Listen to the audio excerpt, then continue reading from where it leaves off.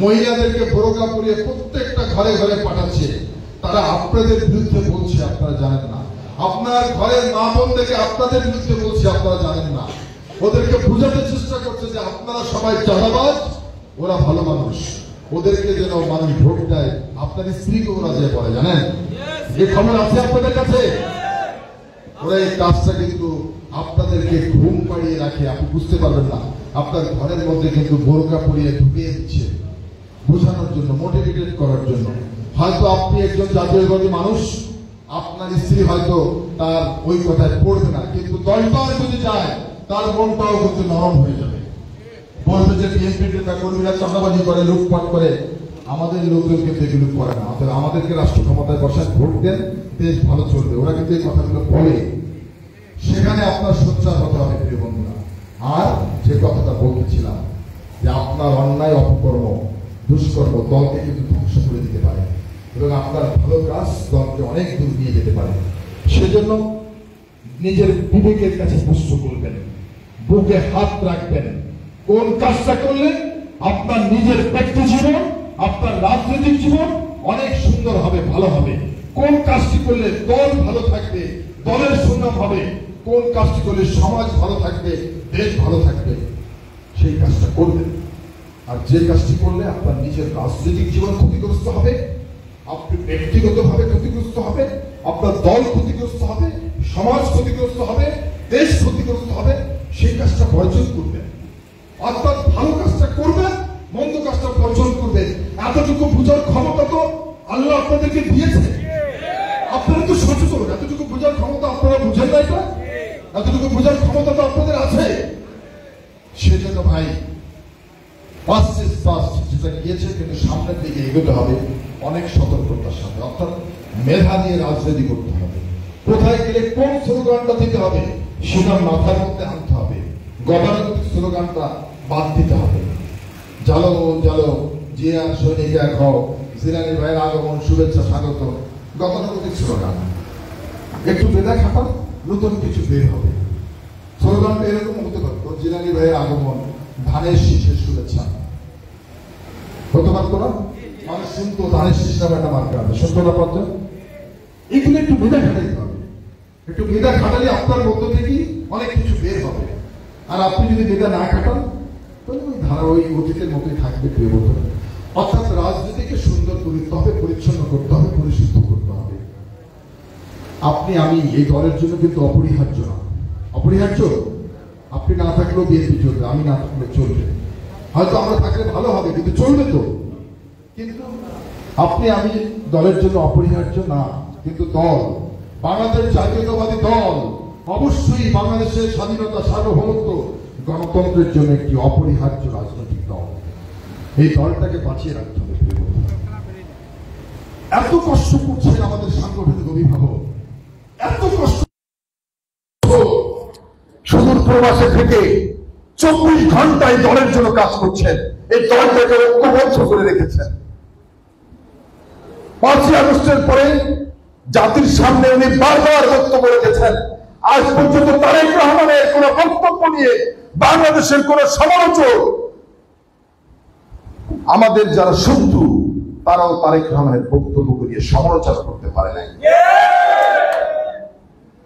এই যে তারেক রহমানের বক্তব্য, দলটাকে ধরে রাখা, ওনার যে অক্লান্ত পরিশ্রম, আমি আমার একটা অপকর্ম দিয়ে ধ্বংস করে দেব?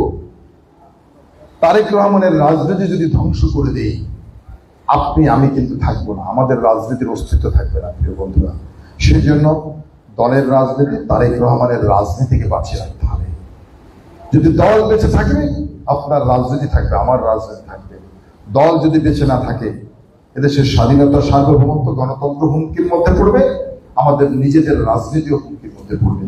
সেজন্য আসুন সবাই সুন্দরভাবে রাজনীতি করি, মেধা বুদ্ধি দিয়ে রাজনীতি করি, বিচক্ষণতার সাথে রাজনীতি করি, দূরদর্শিতার মধ্য দিয়ে রাজনীতি করি এবং রাজনীতিকে আধুনিকায়ন করি, রাজনীতির গুণগত মানকে উন্নয়ন করি, গতানুগতিক ধারা থেকে বের হয়ে আসি।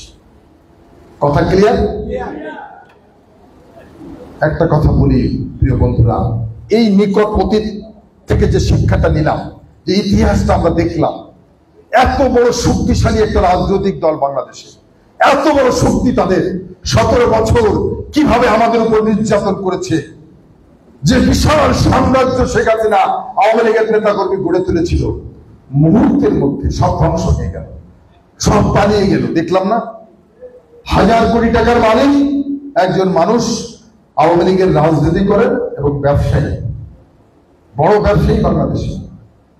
অপকর্ম, দুষ্কর্ম, দুর্নীতির কারণে এই লোকটার অবস্থা আমরা দেখলাম না।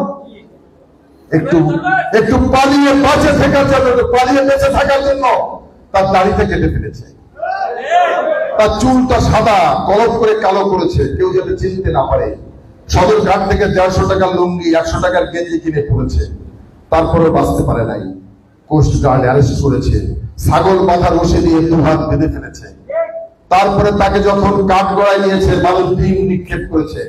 যখন কারাগারে গিয়েছে, তখন তাকে কারাগারের আরেক কয়েদি তাকে বলে চোর আসছে, চোর আসছে। একজন রাজনীতিবিদের এটা কি প্রাপ্য? একজন রাজনীতি, আমার আপনার যে কর্মকাণ্ড যদি ঠিক না করি, আমরাও তো অতি দ্রুত ইতিহাসে রাস্তা করে নিক্ষিপ্ত হবো, খুব দ্রুতই।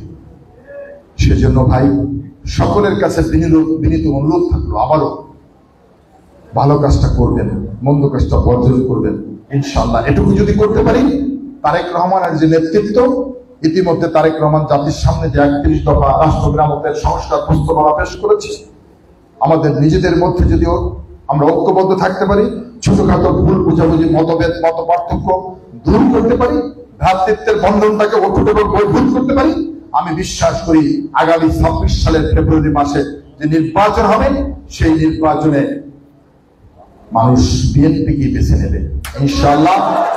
ইনশাআল্লাহ নিজেরা ঐক্যবদ্ধ থেকে তারেক রহমানের 31 দফা বাস্তবায়নের মধ্য দিয়ে তারেক রহমান যে স্বপ্ন দেখছেন, একটি সাম্য এবং মানবিক সমাজ বিনির্মাণ করা, ইনশাআল্লাহ সবাই ঐক্যবদ্ধ থেকে আমরা তারেক রহমানের সেই সাম্য এবং মানবিক সমাজ বিনির্মাণ করব।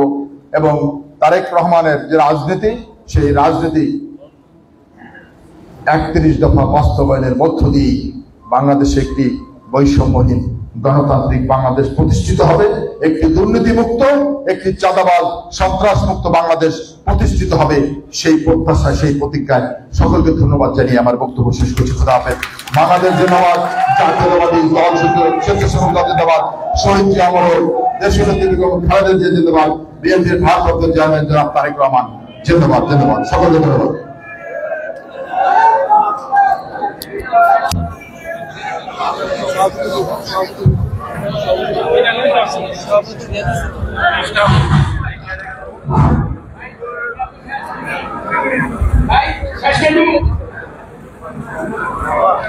সবাইকে বিভিন্ন থানা থেকে আগত নেতৃবৃন্দ এবং কেন্দ্রীয়